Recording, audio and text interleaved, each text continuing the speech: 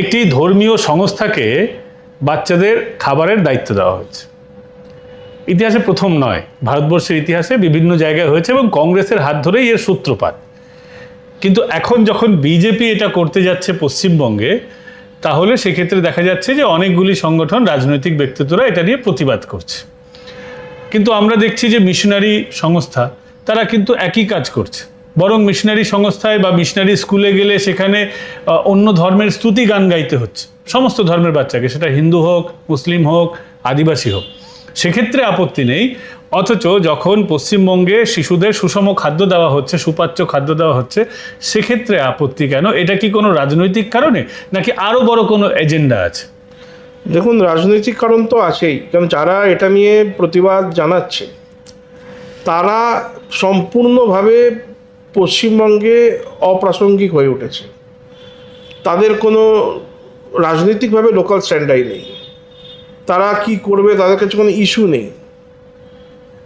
যে যা কাজ তারা 35 বছরে করতে পারেনি, কেউ 15 বছরে করতে পারেনি, কেউ স্বাধীনতার পর লাগাতার 20 বছরে করতে পারেনি, সেই কাজ প্রথম 40-45 দিনে বিজেপি পশ্চিমবঙ্গে করে দেখাচ্ছে। ইন্টেনশনটা অন্তত মানুষ বুঝতে পেরে গেছে যে এটা প্রো ডেভেলপমেন্ট, সম্পূর্ণভাবে যারা দেশ বিরোধী তাদেরকে ক্রাশ করবে, এরকম মানুষ বুঝতে পারছে। তাই জন্য এদের কাছে কোনো ইস্যু নেই। এখন ইস্যু তুলেছে কি, যে ইসকন সাধারণ মানে যত স্কুল আছে, government school, semi government school, সেখানে মিড ডে মিল ইসকন রান্না করবে এবং পরিবেশন করবে, এটাতে এদের প্রবলেম। মাদার টেরিজার ওখানে কিংবা এরকম অনেক মিশনারি আছে সম্প্রদায়, মানে ইউনিট কমিউনিটি, যারা এই কাজই এক সময় করে এসছে, ঠিক আছে? তারা হয়তো মানে সব স্কুলে খাওয়ায়নি, কিন্তু কিছু কিছু সিলেক্টেড স্কুলে তারা নিজেদের মতো করে তারা খাবার খাইয়েছে, এবং তারা খাওয়াবার আগে নিজেদের যে খ্রিস্টানদের যে প্রার্থনা, সেগুলো সাধারণ মানে হিন্দু, মুসলিম, শিখ, মানে যাই হোক যারাই এসছে, সেই শিশু বাচ্চাগুলোকে দিয়ে, ছোটো ছোটো বাচ্চাগুলোকে দিয়ে সেই খ্রিস্টানদের প্রার্থনা করিয়েছে, যেখানে যিশু এবং মাদার মেরির স্তুতি গান রয়েছে। হ্যাঁ হ্যাঁ হ্যাঁ, তো খ্রিস্টানদের যে প্রার্থনা গান সেগুলো করিয়েছে। এবং একই জিনিস আমরা দেখতে পাই যে মাদ্রাসাগুলোতে, অনেক মাদ্রাসাতে গ্রামের দিকে হিন্দু ছেলেরাও বাধ্য হয়ে পড়ে, তো তারা কি খাচ্ছে, সেই মাদ্রাসায় তাদের কি পড়াচ্ছে, সেগুলো দেখেছি আমরা। এই পশ্চিমবঙ্গতে এগুলো অনেক জায়গায় হয়েছে। কিন্তু যখনই ইসকনের ব্যাপারটা চলে এলো, এবং আমি এটাতে নিশ্চিত ইসকনের জায়গায় যদি ভারত সেবাশ্রম, রামকৃষ্ণ মিশন কিংবা গৌড়ীয় মঠ কিংবা অন্য কোনো ধার্মিক হিন্দু সংস্থা হতো, এদের এই একই প্রতিবাদ থাকতো। তো সেটা অপ্রাসঙ্গিক, এবং যেই ইস্যুটা ওরা সাইট করছে যে হেলথের ব্যাপার, প্রোটিনের ব্যাপার, তো আমি তো বলবো যে নিরামিষেও অনেক হেলদি আইটেমস আছে, সবজিতে অনেক প্রোটিন আছে, অনেক সবজি আছে, পনির আছে, সয়াবিন আছে, ঘি আছে। তো ইসকনের যে রান্না যেটা হয়, সেই প্রসাদ আমি বহুবার খেয়েছি, কলকাতাতেও খেয়েছি, মায়াপুরেও খেয়েছি, এবং দেশের অন্য জায়গাতেও খেয়েছি, বিদেশেও খেয়েছি। এটা টপ কোয়ালিটির রান্না এরা করে, এবং কোয়ালিটিতে নো কম্প্রোমাইজ। তো এখানে কারোর কোনো কমপ্লেনের কোনো জায়গা থাকছে না। আর এরা সাত্বিকভাবে, ধার্মিকভাবে পুরো ব্যাপারটাকে করে, এটা ভাবনা নিয়ে করে যেটা নারায়ণের সেবায় যাচ্ছে। তাই জন্য এখানে কোনো কোয়ালিটিতে তো কোনো অসুবিধা হওয়া কারোর উচিত নয়। যারা অত প্রোটিন নিয়ে ভাবছে, তারা বাড়ি থেকে প্রোটিন খাবে। সব কিছুই কি সরকার করে দেয় নাকি? দেয় না তো। বাড়ির সকলে যেটা খাচ্ছে, বাচ্চাদেরও এক টনের ডিম দিয়ে দিল, কী আছে, সেটা কোনো অসুবিধে নেই। আর আমি এটাও বলবো যে আজকে ইসকন এই পাইলট প্রজেক্টে তারা এসছে, খুব ভালো, সাধুবাদ। বাকি যে হিন্দু বড় সংগঠনগুলি আছে, সংস্থাগুলি, যেমন রামকৃষ্ণ মিশন, ভারত সেবাশ্রম, তা আমরা হয়তো দেখতে পাবো আগামী দিনে তারাও এই বিশাল যে কর্মযজ্ঞ, এতে তারাও হয়তো আগে আসবে, তারাও হয়তো সরকারকে প্রস্তাব দেবে। সেই ক্ষেত্রে আপনার রামকৃষ্ণ মিশন, তারা তো আমিষ রান্নাও করে, প্রসাদে তাদের আমিষ পদও থাকে, সেখানে হয়তো বাচ্চাদের মাছ দেবে, সেটা হতে পারে। সেটা কমপ্লিটলি সরকার আর সেই ধার্মিক সংস্থার উপর নির্ভর করবে। কিন্তু এর বিরোধিতা করার কোনো যুক্তি এদের কাছে নেই। এটা জাস্ট রাজনৈতিকভাবে প্রাসঙ্গিক হওয়া এবং যারা সকল সংখ্যালঘু তাদের যদি মনে একটু আবার জায়গা করতে পারে তার একটা চেষ্টা।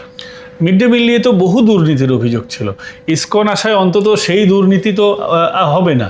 এবং আমরা ইঁদুর দেখেছি, খাবারের মধ্যে ইঁদুর মেশানো, কখনো আরশোলা পড়ে গেছে, টিকটিকি পড়ে গেছে, বাচ্চারা অসুস্থ হচ্ছে, ডিম যারা রান্না করে তারা নিয়ে পালিয়ে গেছে। এটা হলে তো সেগুলো তো বন্ধ হবে। অবশ্যই বন্ধ হবে। এবং যারা বলছে তাদের কাছে ওই ইঁদুর আরশোলাটাই হচ্ছে ননভেজ আর কি, যে ইঁদুর আরশোলা পড়তো সেটাতেই তারা খুশি ছিল। তাই জন্যই তাদের এখন অসুবিধে হচ্ছে যে একদম পরিষ্কার পরিচ্ছন্ন টপ কোয়ালিটির যে রেশন দিয়ে যে খাবার তৈরি হবে একদম হাইজিনিক ওয়েতে, সেটা তাদের অসুবিধে। সবাই তো সব কিছু হজম হয় না। আমাদের পশ্চিমবঙ্গে আমরা সেকুলারিজমের এতদিন দেখেছি চর্চা হয়েছে, অথচ এটা কেমন সেকুলারিজম? বিশেষ করে মিশনারি স্কুল কলেজগুলোতে দেখবেন যে আগে খ্রিস্টান বাচ্চাদের আগে নেওয়া হয়, বা কোনো মাদ্রাসায় মুসলিমদের আগে নেওয়া হয়, কিন্তু কোনো স্কুলে কখনো এইভাবে ধর্মীয়ভাবে অ্যাকচুয়াল সেকুলারিজম সরকারি স্কুলে দেখা যায়। তো মিশনারি যাদের কথা এতদিন ধরে আমরা দেখেছি যে সরকার তাদেরকে পোষণ করেছে, মিশনারিকে সাপোর্ট করেছে, তো এই দেশে যদি সেকুলারিজম থাকে তা কেন মিশনারি স্কুলে সবাইকে একরকমভাবে করা হবে না? কেন ওখানে কোটা সিস্টেম থাকবে? দেখুন, এটা তো একটা বড় প্রবলেম আমাদের, যে মিশনারি স্কুলরা এক নম্বর তো কমপ্লিটলি ট্যাক্স এক্সেম্পটেড থাকে, ঠিক আছে, মাইনরিটি যে আইন আছে সেই অনুযায়ী। তো এগুলোকে আমার মনে হয় সরকারকে এখন চিন্তাভাবনা করা উচিত। আর মিশনারি স্কুল, আমিও যদি বা নিজে মিশনারি স্কুলেই পড়েছি, সেখানে যেভাবে বাচ্চাদের স্ক্রিপচার্স, বাইবেল এগুলো পড়ানো হয়, হ্যাঁ, অন্য ধর্মের ব্রেন ওয়াশ কিংবা সেমি ব্রেন ওয়াশও বলতে পারে, ছোট থেকেই চালু হয়ে যায়। তো এগুলো তো একদমই উচিত নয়। যদি কোনো ধর্মগ্রন্থ আমাদের এখানে পড়ানো কথা কেউ ভাবে স্কুল লেভেল থেকে, সেটা সনাতনীদের হওয়া উচিত। সনাতনী আমাদের রামায়ণ, মহাভারত, গীতা, সংস্কৃত এগুলোই আমাদের পড়ানো উচিত। সেটার সাথে আমাদের ভারতবর্ষের ইতিহাসের রুট কানেক্টেড, ঠিক আছে। আমরা আরবের যে সংস্কৃতি, আরব থেকে যেগুলো এসছে সেগুলো আমাদের বাচ্চাদের পড়াবো কেন? সেখানকার বাচ্চাদের তো আমাদের জিনিসগুলো পড়ানো হচ্ছে না। আর হলেও আমি যখন দুটোকে কি তিনটেকে তুলনা করব, মোস্ট সাইন্টিফিক কে, মোস্ট উদার কাদের ভাবনা আছে সেগুলোকে তো বিচার করব। তখন যখন আমরা এটা বিচার করব, একটা জায়গায় বলছে যে পৃথিবী চ্যাপ্টা, কোথাও বলছে সূর্য যখন অস্ত যাচ্ছে পাঁকের ভেতর ঢুকে যাচ্ছে। তো যারা এরকম মানসিকতা, এরকম পড়াশোনা, যাদের ধর্মের শেকড় থেকে এসছে, তাদের সাথে আমরা কি এক বলে কখনো নিজেদের তুলনা করতে পারি? করা উচিত কি? কখনোই উচিত নয়। আমাদের পূর্বপুরুষরা শত শত বছর আগে এটা আবিষ্কার করে ফেলেছে পৃথিবী থেকে সূর্য কত দূর, কটা গ্রহ আছে, কে কোন সিস্টেমে ঘরে, হ্যাঁ, চাঁদ কবার পৃথিবীর চারপাশে পরিক্রমা করে, এগুলো সব আমাদের হাজার বছর আগে পূর্বপুরুষরা এগুলো গবেষণা করে আমাদের ঋষিমুনিরা বের করেছে। সেখানে আমরা যারা পৃথিবীকে যে চ্যাপ্টা বলছে, সূর্য পাকে ডুবে যায়, গাধা চাঁদে চলে যায় উড়ে উড়ে, হ্যাঁ, এরা আর আমরা এক কখনো হতে পারে? তো এটা আমাদের ভাবতে হবে, আমরা নিজেদেরকে কোথায় নামিয়ে নিয়ে যাব, নাকি নিজেদের স্ট্যান্ডার্ডটাকে মেনটেন করব। এটা যখন আমরা কথা বলছি তো বাংলাদেশের প্রসঙ্গ আমার মনে পড়ে গেল। এখন দেখা যাচ্ছে যে ওখানে চৈতালি চক্রবর্তী, তাকে বিরাট ব্যাকল্যাশ করা হচ্ছে। কেন? তিনি প্রতিবাদ করেছেন কেন রাম মন্দির ওখানে প্রতিষ্ঠা করতে দেওয়া হবে না। ওখানে মৌলবাদীরা রাম মন্দির আটকাবার চেষ্টা করছে, এবং বাংলাদেশের যে সংসদ সেখানে এখন আলোচনা হচ্ছে কি করে এখানে বিজেপি সরকারকে পর্যদস্ত করতে হবে, শুভেন্দু অধিকারীকে ঠেকাতে হবে। তাদের এখন সমস্ত চিন্তাভাবনা পশ্চিমবঙ্গে কেন এই হিন্দুত্বের বিকাশ, বা হিন্দু যে একবারে বলা, ওরা মনে করছে যে এটা হিন্দুত্বের ওদের জয় হয়েছে, এবং কোথাও না কোথাও বাংলাদেশের মাধ্যমে ক্ষতিগ্রস্ত হচ্ছে। এই বিষয়টাকে কীভাবে দেখবেন? দেখুন, এটা অবাক বিষয় নয়। তার কারণ হচ্ছে বর্তমানে যেটা বাংলাদেশ, সেখানেই কিন্তু 1905 সালে মুসলিম লীগের গঠন হয়েছিল ঢাকাতে, ইসরাত মঞ্জিল বলে একটা জায়গায়। আর সেখানেই তারা মানে চরম, তারা মানে নিজেদের ইসলামিক স্কলার মনে করে তারা সকলে, মানে আরবের মুসলিমদের থেকেও বাংলাদেশের মুসলিমরা আরো বড় বড় মুসলিমেরা। তো যাই হোক, তাদের মাথায় চিন্তা কিংবা দুশ্চিন্তা, আমাদের এখানে বিজেপি সরকারে এসছে, শুভেন্দু অধিকারী মহাশয় মুখ্যমন্ত্রী হয়েছে বলে এটা খুব ভালো লাগছে আমার, আমি খুব এনজয় করছি। আর আমরা তো ভোটের প্রচারে বলেই এসছি যে মমতা যদি জেতে, এর উল্লাস আনন্দ ঢাকা থেকে ইসলামাবাদ অবধি হবে, চট্টগ্রাম থেকে একবার আফগানিস্তানের মাজারে শরীফ কাবুল অবধি হবে। তো এখানে তো মমতা বন্দ্যোপাধ্যায় জেতেনি, তো ওদের আনন্দ উল্লাসের ঠিক বিপরীতটা কষ্ট হচ্ছে। তো এই কষ্টটা আমাদের ভালো লাগছে। আরেকটা জিনিস যেটা হচ্ছে, কলকাতার একটা রাস্তার নাম বদলকে কেন্দ্র করে এখন সোশ্যাল মিডিয়া, মেনস্ট্রিম মিডিয়া জুড়ে তোলপাড়। অনেকে হায় হতাশ করছে যে কেন সোহরাওয়ার্দীর নাম পরিবর্তন হবে। সোহরাওয়ার্দী নাকি একজন ঐতিহাসিক ক্যারেক্টার, আমিও মানি ঐতিহাসিক ক্যারেক্টার, কিন্তু ইতিহাসে তো ভালো মন্দ সব ধরনের ক্যারেক্টার থাকে। সেখানে নাম পরিবর্তন করে গোপাল মুখোপাধ্যায়ের নামে একজন, আমাদের বলতে পারি যে উনি যদি না থাকতেন তাহলে কলকাতা হয়তো একটা সময় হিন্দু শূন্য হয়ে যেতে পারত। তো সেই সোহরাওয়ার্দীকে ডিফেন্ড করার জন্য আমরা দেখছি যে তৃণমূলের একটা অংশ বা বাম যারা রাজনীতি করেন তারাও এটা ঝাঁপিয়ে পড়েছেন। এই যে নাম পরিবর্তন নিয়ে এটাকে কিভাবে দেখছেন? দেখো, আমি তো আমার একটা ফেসবুকে পোস্ট ছিল, টুইটারেও বলে এক্সেও করেছি যে মানে ইলেকশন রেজাল্টের কিছুদিনের মধ্যেই, শপথ গ্রহণে দু একদিন আগে পরে, পোস্টটা আপনারা ব্যাকে গেলেই দেখতে পাবেন যে সোহরাওয়ার্দী অ্যাভিনিউ, সোহরাওয়ার্দীর নামে যে রাস্তা, সেই নামের রাস্তাটা রাখা উচিত না, নামটা পাল্টে দেওয়া হোক। তো মা কালীর আশীর্বাদে আমাদের চিফ মিনিস্টারের এটা মানে ওনাকে ধন্যবাদ জানাই যে নামটা পাল্টে গোপাল মুখার্জি রোড করা হয়েছে। এবং দেখুন, খালি ওই সোহরাওয়ার্দী অ্যাভিনিউ নয়, এখন পশ্চিমবঙ্গে এরকম অনেক টাউন আছে, অনেক রাস্তা আছে যেগুলো মুসলিমদের নামে আছে বা আক্রমণকারীদের নামে আছে, ঠিক আছে? তো সেগুলো সবকটাকেই পাল্টানো দরকার। আর সোহরাওয়ার্দীর নামটা তো একদম কলকাতার হাটে ছিল, সেটা প্রথমেই যখন ওটা হয়েছে, আমি আশা করব আরও নামগুলো পাল্টাবে। এবং গোপাল মুখোপাধ্যায়ের, গোপালবাবুর নামে যে রাস্তা হয়েছে, আমাদের আগামী ভবিষ্যৎ প্রজন্ম তারা যখন সার্চ করবে গোপালবাবু কে ছিলেন, তখন যখন জানবেন যে গোপালবাবু কি করেছেন, তখন তারা গর্বিত, নিজেদের আরও মানে গর্ব করবে তারা। সেখানেই তারা যখন এই সোহরাওয়ার্দীকে সার্চ করতো, মানে আমরা তো বুঝতে পারি না যারা এই সোহরাওয়ার্দী এমনি নামটা রেখেছিল। আমি জানি এটা হাসান সোহরাওয়ার্দীর কাকা আত্মীয় যেই হোক, কিন্তু সেও তো আলটিমেটলি লিগেরই লোক। হ্যাঁ, এবং বীণা দাসকে ধরিয়ে দিয়েছিলেন। হ্যাঁ, বীণা ধরিয়ে, সে মুসলিম লীগেরই লোক, সে মুসলিম লীগ মানসিকতারই ব্যক্তিত্ব। কেউ বলছে উনি উচ্চশিক্ষিত, খুবই উচ্চশিক্ষিত, তাই ওনার নামে। তো সোহরাওয়ার্দী কি কম শিক্ষিত ছিল? লাদেনও তো অনেক শিক্ষিত, লাদেনও অনেক শিক্ষিত। ফজলুল হক যে পাকিস্তানের দাবি প্রস্তাব করেছিল 1940-তে না 40-তে লাহোর অধিবেশনে, সেও তো চরম উচ্চশিক্ষিত ছিল। সে ফজলুল হক আবার আপনার মুসলিম লীগের প্রেসিডেন্ট এবং একই সময় কংগ্রেসের জেনারেল সেক্রেটারি, জাতীয় কংগ্রেস, ন্যাশনাল কংগ্রেসের। এটা তো আজকালকার লোকেরা অর্ধেক জানেই না যে ফজলুল হক পাকিস্তানের দাবি করছে, সে ফজলুল হক মুসলিম লীগের প্রেসিডেন্ট এবং ইন্ডিয়ান ন্যাশনাল কংগ্রেসের জেনারেল সেক্রেটারি। এবং দর্শকদের বলবো, অনেকেই মুসলিম লীগের ছিলেন যারা সংবিধান সভার সদস্য হয়ে গেছিলেন, এরকমও উদাহরণ আছে। নামগুলো এখন আমার মনে পড়ছে না, আপনারা গুগল সার্চ করলে পেয়ে যাবেন।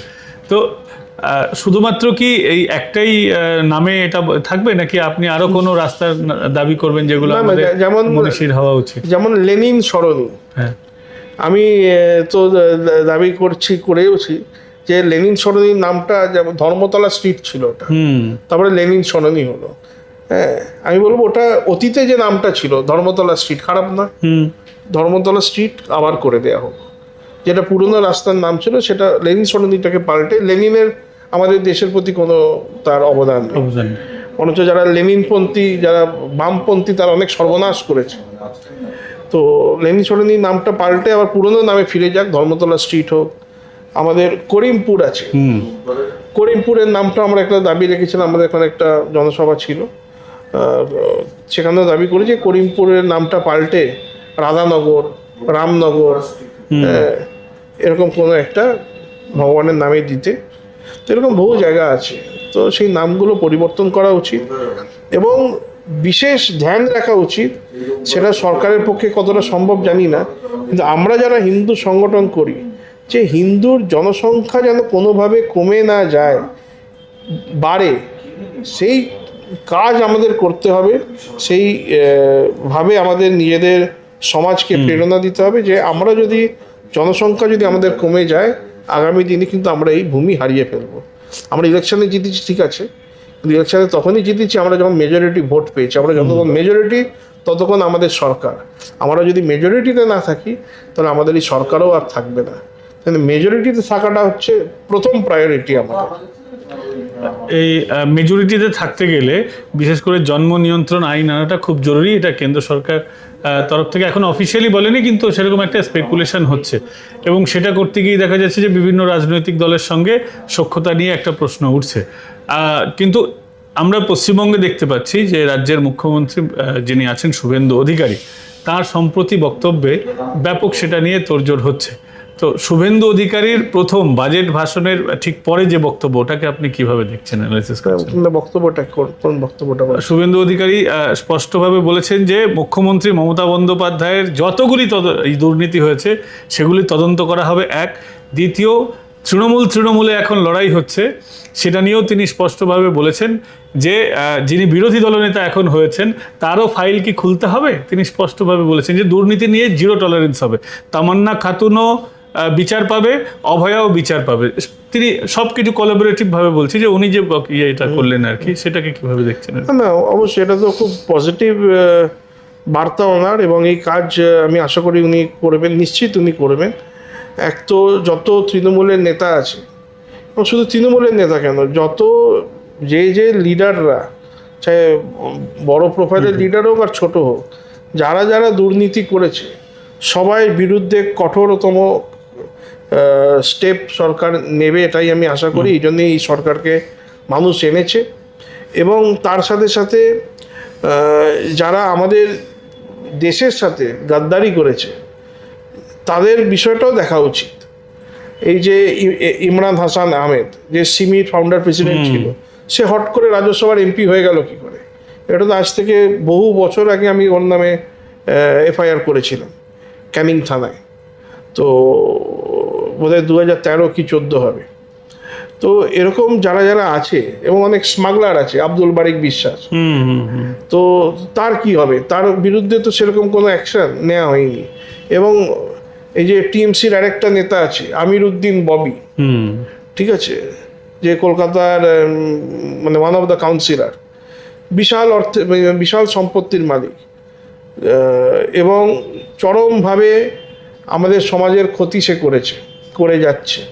তার বিরুদ্ধে, এরকম লোকেদের বিরুদ্ধে অ্যাকশন হবে, এটাই আমরা আশা করি। গুলশান মল্লিক, পাঁচলার এমএলএ, সেও চরমভাবে মানে হিন্দু বিদ্বেষী, আমাদের দেশ বিরোধী কাজের সাথে তার লোকজনের পাওয়া গেছে। যখন নুপুর শর্মার ম্যাটারে 11 ঘন্টা ন্যাশনাল হাইওয়ে অবরোধ ছিল, 11 ঘন্টা, মানে শত কিলোমিটার গাড়ি জ্যাম লেগে গেছে, সাধারণ মানুষ বাথরুম টয়লেট যেতে পারছে না, 11 ঘন্টা ধরে বাড়ির মা বোনেরা রাস্তায় দাঁড়িয়ে আছে। সেই যে গুলশান মল্লিক, তার বিরুদ্ধেও আমি আশা করি এই সরকার স্টেপ নেবে। আমির উদ্দিন ববির মতো লোক, আব্দুল বারিক বিশ্বাসের মতো লোক, এদের বিরুদ্ধে অবশ্যই অ্যাকশন হবে, এটা আমরা আশা করি। আজ নয় কাল হবে। এবং যে পপুলেশনের ব্যাপারটা বললেন, সেটা নিয়ে আমি দুটো কথা, যে শুধু জন্ম নিয়ন্ত্রণ আইন যদি আসে, এটাকে ভাবনা চিন্তা, আমি নিশ্চিত সরকার এটাকে ভাবনা চিন্তা করেই আনবে। যদি আনে, সেখানে শুধু জন্ম নিয়ন্ত্রণ মানে কি, মানে পার মেল না পার ফিমেল, ঠিক আছে, পার ফিমেল যদি হয়, সেখানে মুসলিমদের তো 4টে বিয়ের অনুমতি আছে at a time, point to be note, at a time. একটা সময় একই সময় সে 4 জন স্ত্রী রাখতে পারে। সে আগে 10 জনকে তালাক দিয়ে থাকলে মানে তার 14টা হয়ে যাচ্ছে। কিন্তু আগে 10 জন, এখন 4 জন, আবার ভবিষ্যতে আরো 20 জন হলে তো কটা হচ্ছে 34 হয়ে যাচ্ছে। তাহলে পার মেল কটা সন্তান আসবে আর পার ফিমেল কটা আসবে? পার ফিমেল এলে ওরা তো এমনি জিতছে, অমনিও জিতে যাবে। তো সেই ব্যাপারগুলোকে ভাবনা চিন্তা, আমি নিশ্চয়ই সরকার এগুলো ভাবনা চিন্তা করবে। তার কারণ হচ্ছে হিন্দুরা by default law abidance citizen. Law abide করে, ল অ্যাবাইডিং সিটিজেন হিন্দুদের বলা হয়। তারা কোনো আইন আসার আগেই কানে শুনলেই সেটা পালন করতে লেগে যায়। তারা গুড বুকসে থাকতে চায় সবসময়। তাই জন্য এই আইনটা আনার আগে এর কনসিকুয়েন্স কী কী হতে পারে এটা আশা করি সরকার ভাবনা চিন্তা করবে। কিন্তু আমার যেটা সাজেশন হিন্দু সমাজের কাছে আবেদন, সেটা হচ্ছে হিন্দুরা যেন জনসংখ্যার দিক থেকে পিছিয়ে না পড়ে, এগিয়ে থাকে। কেন আমাদের টিফিআর অলরেডি কমছে, টোটাল ফার্টিলিটি রেট, এবং সমাজে হিন্দু যুবকদের সংখ্যা অনেক কমে গেছে, হিন্দু বাচ্চাদের সংখ্যা অনেক কমে গেছে। যেই স্কুলে মানে নর্মাল স্কুলে, মিশনারি স্কুলে ধরুন 5% মুসলিম পড়তো একটা সময়, সেখানে আজকে 15%, 20%, 40% ওরা পড়ছে। এবং তারা যে বাকি হিন্দু স্টুডেন্টদের তারা ডমিনেট করছে, ইউনাইটেড হয়। কারণ তারা তাদের ধার্মিক প্রেরণাটা আছে কিভাবে কাফেরদের সাথে ব্যবহার করতে হবে। কিন্তু আমাদের সেই ধার্মিক প্রেরণা নেই কিভাবে যারা মানে আক্রমণকারী যারা, তাদের সাথে, তাদের যারা লিনিয়েজ, তাদের সাথে আমরা কিভাবে ব্যবহার করব সেটা আমাদের কেউ ছোটোবেলায় শেখায়নি। তাই জন্য এই বিষয়গুলোকে ধ্যান রাখতে হবে। ফলে এই আইন আনলে হবে না, তার সিকোয়েন্স, কনসিকুয়েন্স, এই দুটো বিষয়কে মাথায় রাখতে হবে। তাহলে একদম শেষ প্রশ্ন, সেটা হচ্ছে যে সরকার পরিবর্তন হয়েছে, কিন্তু পুলিশি ব্যবস্থার কি পরিবর্তন হয়েছে? অনেক ক্ষেত্রে আগে যেহেতু তৃণমূল কংগ্রেসের সরকার ছিল, বিরোধিতা করাটা সুবিধে ছিল। এখনও দেখা যাচ্ছে যে তৃণমূল কংগ্রেসে যেভাবে পুলিশ চলতো এখনও বিশেষ করে সেইভাবে চলছে। অনেকগুলো হিন্দু সংগঠনের কাজ করার ক্ষেত্রে দেখা যাচ্ছে অসুবিধা তৈরি হচ্ছে। এগুলোকে কিভাবে ইয়ে করা যায়? দেখুন, আশা করি এগুলো আস্তে আস্তে ঠিক হবে। যেমন আমি 2-3টে উদাহরণ, এইটা আমিও ফেস করেছি। বাগনানে, যদিও সেটা আমাদের কোনো পুজো নয় আমার সংগঠনে, সেখানে সেই পুজোতে মাইক লাগানো হয়েছে। গত 40-45 বছর ধরে সেখানে পুজো হচ্ছে, 40-45 বছর ধরে সেখানে মাইক বাজছে। কিন্তু হঠাৎ করে এবছর এই আজকের দিনে, আজকেরই কথা বলছি, সকালবেলা পুলিশ গিয়ে সব মাইক বন্ধ করে দিয়েছে। তো সেখানকার ছেলেরা ফোন করেছে, আমি এই বললাম এটা ঠিক আছে, এখন অ্যাডজাস্ট করো, পুলিশকে আবার ডেপুটেশন দেবে যে তোমরা আগে পুজো করেছো। কিন্তু এইগুলো সাধারণ মানুষ ভেবে কিন্তু ভোটটা দেয়নি। তাই জন্য আমি আমি আশাবাদী যে পুলিশরাও ঠিকভাবে কাজটা করবে। তার কারণ ওখানে পুজো তো একটা দিনেরই পুজো, কি 2 দিনের পুজো। তো সেখানে ওদের সাথে একটা কথাবার্তা বলে যে এই সময় মাইক বাজাবে, এগুলো অ্যাডজাস্টমেন্ট করেই নিতে পারতো। দমকল থানার একটা কেস, একটা মেজর মুসলিম মহিলা, 18 বছরের বেশি বয়স, সে থানায় গেছে 164, তার মানে একটা কেস হয়েছে যে থানায় গেছে যে আমি নিজের ইচ্ছায় বাড়ি ছেড়ে চলে গেছি, বাড়িতে আমার সাথে এই অত্যাচার হচ্ছে, বাড়িতে আমার এরকম সমাজ বিরোধী কাজ হয়, আমি তাই সেই বাড়িতে থাকবো না, আমি নিজের ইচ্ছায় আমি অমুক জায়গায় থাকবো এবং আমি মুসলিম ধর্ম ত্যাগ করে আমি হিন্দু হব। সেখানে সেই মেয়েকে থানায় 6-7 ঘন্টা বসিয়ে রেখেছে। 164 করবে বলে ডেকে সারাদিন বসিয়ে রেখে আরেকটা দিন 164 হয়নি। এবং যারা পুলিশ, তারাই তাদের ব্যবহারেই এটা বোঝা যাচ্ছে তারা যেন চাইছে না এই মেয়েটা হিন্দু হোক। তো এই ব্যাপার অনেক জায়গায় চলছে। তো দেখুন, আমরা গ্রাউন্ড লেভেলে কাজ করার চেষ্টা করি, অত মানে বড় কানেকশনও আমাদের নেই। তো সেই জায়গায় দাঁড়িয়ে আমি আশা করব যে অন্তত হিন্দুত্বর যে কাজ, সেই কাজ, এখানে আমরা তো রাষ্ট্রর পক্ষে, রাষ্ট্রের বিরুদ্ধে নয়, এবং আমরা এই সনাতনী কালচারকে, সনাতনী সমাজকে আরও শক্তিশালী করতে চাইছি। তো আমাদের কাজে যেন পুলিশ বাধা না দেয়, তো সেই বার্তা যেন পুলিশদের কাছে মানে পৌঁছে যায় আর কি। কারণ আগামী দিনে যদি এখানে ডেমোগ্রাফিক যে চেঞ্জ যা হয়েছে, আগামী দিন যদি এটা কন্টিনিউ করে, সেই পুলিশদের পরিবারও তো প্রবলেমে পড়বে। কারণ এর মধ্যে বেশিরভাগ পুলিশই তো হিন্দু পুলিশ। তো এই বিষয়গুলো আছে। আশা করি আগামী দিনে এগুলো সব সলভ হয়ে যাবে এবং মানুষ যেভাবে চেয়েছে সেভাবেই আমরা কাজ করতে পারবো। অসংখ্য ধন্যবাদ দাদা এতটা সময় দেওয়ার জন্য। আমরা কথা বলছিলাম সিংহ বাহিনীর সভাপতি দেবদত্ত মাঝি দাদার সঙ্গে। এই কথোপকথন আপনাদের কেমন লাগলো কমেন্ট করে জানাবেন। ভিডিওটা ভালো লাগলে লাইক, শেয়ার এন্ড সাবস্ক্রাইব করতে ভুলবেন না। আগামীকাল আপনাদের সঙ্গে আবার দেখা হচ্ছে।